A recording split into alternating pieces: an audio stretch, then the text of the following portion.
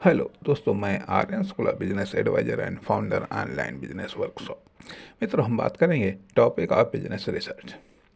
इसमें personal research में businessman research या एंटरप्रेन्योर रिसर्च या कॉमर्शियल एक्टिविटी जनरेटर या डिलीवर करता research. Commercial activity, commercial body, firm, दुकान, company, market, society, economy, policy, industry, government, global changes, research, study, analysis, discuss, body development, sources, places, fields, development. अब research का मतलब deep study क्यों? Research का मतलब deep study क्यों? Space व scope के लिए। किसके लिए? जो हम कर रहे हैं या करने जा रहे हैं उसके लिए। स्टडी से काम चल सकता है, शुरुआत हो सकती है, परंतु बेहतर तरीके से काम चलाने के लिए डीप स्टडी का सहारा लेना पड़ता है। परंतु सबसे बेहतर काम या तरीके से काम चलाने के लिए एक्सपेरिमेंटल या रिस्की स्टडी का सहारा लेना पड़ता है। कुछ भी करने के लिए तो नॉर्मल स्टडी का भी सहारा लिया जा सकता है, अर्थात हमारे पास कुछ भी स्टार्ट करने के लिए हर समय नॉलेज, साधन तथा अवसर हमेशा रहते हैं, लेकिन प्रोडक्ट या मटेरियल स्टडी, कार्य सुविधा service study and it's product या मटेरियल या एलिमेंट्स फंक्शन कार्य सुविधा स्टडी, नॉर्मल स्टडी व डीप स्टडी, ये सभी का एक्सपेरिमेंटल स्टडी में भी सभी स्टडी की जर्नी में, अर्थात फिर से देखिएगा कि प्रोडक्ट या मटेरियल स्टडी, कार्य सुविधा service study and it's product या मटेरियल या एलिमेंट फंक्शन कार्य सुविधा स्टडी। अब नॉर्मल स्टडी तथा स्टडी व डीप स्टडी, ये सभी या एक्सपेरिमेंटल स्टडी, ये सभी स्टडी की जर्नी में पढ़ने वाले पड़ाव हैं या स्टेप या स्टॉपेज या सीमाएं हैं। इफेक्ट ऑफ स्टडी के परिणाम स्वरूप not changes, some changes, manufacturing, satisfaction, exchanges, sales, business, income, profit, saving, investment, development. अर्थात स्टडी का इफेक्ट जो पड़ रहा है वो क्या पड़ रहा है, अर्थात नॉट चेंजेज, अर्थात स्टडी से कुछ भी चेंज नहीं हो रहा है, या फिर कुछ चेंज हो रहा है, कुछ बदलाव हो रहा है या बदलाव हो रहे हैं, या फिर मैन्युफैक्चरिंग निर्माण संबंधी बदलाव हो रहे हैं, या फिर संतुष्टि हो रही है, या फिर एक्सचेंज कुछ आदान प्रदान हो रहा है, या फिर सेल्स हो रहा है, या बिजनेस हो रहा है, या इनकम प्राप्त हो रही है, या प्रॉफिट प्राप्त हो रही है, या सेविंग हो रही है, या फिर इन्वेस्टमेंट हो रहा है, या फिर डेवलपमेंट हो रहा है। Group of sales called business. Sales is the part of business, या sales is the central part of business. Business is the journey of manufacturing to consumption. अब product based business, service based business, work based business, facilities based business, manufacturing based business, distribution based business, sales based business, ये business की प्रमुख शाखाएं हैं। अब ये सभी शाखाएं बिजनेस टू बिजनेस व बिजनेस टू कस्टमर में डिवाइड है। अब सारे के सारे प्रोडक्ट कुछ इंडस्ट्री में डिवाइड है। Product industry, service industry, work industry, facilities industry. अब सभी product, services, work, facilities industry के रूप में क्लासिफाइड या संग्रहित हैं। अर्थात इंडस्ट्री एक विशेष प्रकार के प्रोडक्ट, सर्विसेज, वर्कों व फैसिलिटीज़ का समूह होता है। अर्थात प्रत्येक इंडस्ट्री कुछ प्रोडक्ट या किसी प्रोडक्ट के कुछ प्रकारों का समूह होता है। इसी प्रकार प्रत्येक इंडस्ट्री कुछ प्रोडक्ट, सर्विस वर्क फैसिलिटीज़ का या इसके कुछ प्रकारों का समूह होता है। अब प्रत्येक प्रोडक्ट सर्विस वर्क फैसिलिटीज स्वामित्व के आधार पर एक यूनिट होती है। अब प्रोडक्ट सर्विस वर्क फैसिलिटीज़ का प्रयोग दो अर्थों में होता है। नंबर एक अविभाज्य अर्थ में, नंबर दो विभाज्य अर्थ में। अविभाज्य अर्थ में वो प्रोडक्ट सर्विस कार्य सुविधा किसी का समूह नहीं होता है, परंतु विभाज्य अर्थ में प्रत्येक प्रोडक्ट सर्विस वर्क फैसिलिटीज एक समूह होता है। सार्थक या विभाज्य या अविभाज्य इकाइयों का जो किसी भी रूप में हो सकती हैं। अब प्रत्येक प्रोडक्ट सर्विस वर्क सुविधा या तो भाज्य होगी या विभाज्य होगी या अविभाज्य होगी। अब किसी भी प्रोडक्ट सर्विस वर्क या फैसिलिटीज का स्वतंत्र अस्तित्व नहीं होता, बल्कि प्रोडक्ट सर्विस वर्क फैसिलिटीज का स्वामित्व होता है। इस प्रकार से यहाँ पर प्रोडक्ट सर्विस कार्य सुविधा के दो रूपों का अध्ययन करते हैं, अर्थात प्रोडक्ट सर्विस कार्य सुविधा के स्वामित्व पक्ष का भी अध्ययन करते हैं।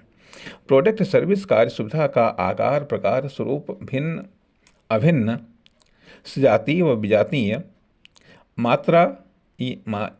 मात्रा तो स्वामित्व भी आकार, प्रकार, स्वरूप में भिन्न भिन्न, सजातीय विजातीय मात्रा में हो सकता है। अब नेचुरल में उत्पादित, विकसित, निर्मित, परिवर्तित, संशोधित तथा आर्टिफिशियल में उत्पादित, विकसित, निर्मित, परिवर्तित, संशोधित। अब ये दोनों चीज़ें प्रोडक्ट हो सकती हैं, सर्विस हो सकती हैं, वर्क हो सकती हैं, सुविधा हो सकती हैं।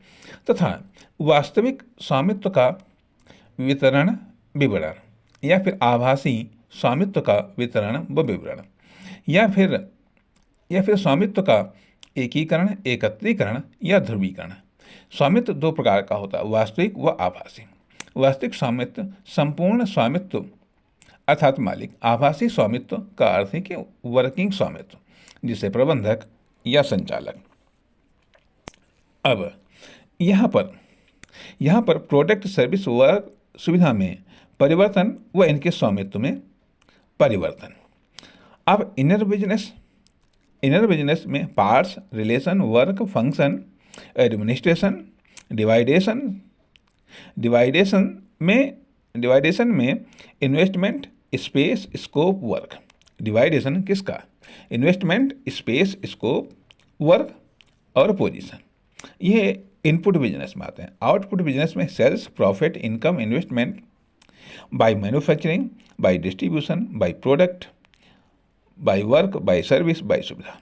अब यहाँ पर हमें product unit, service unit, work unit, facilities unit प्राप्त होती हैं। अब इन यूनिट का जहाँ एक सामूहिक पक्ष होता है यूनिट, वहीं आइडेंटिटी पक्ष होता है प्रोडक्ट, सर्विस, वर्क, फैसिलिटीज के रूप में, तथा एक पक्ष स्वामित्व वाला होता है। अब यूनिट का जो सामूहिक पक्ष होता है वह हार्डवेयर और सॉफ्टवेयर में डिवाइड होता है।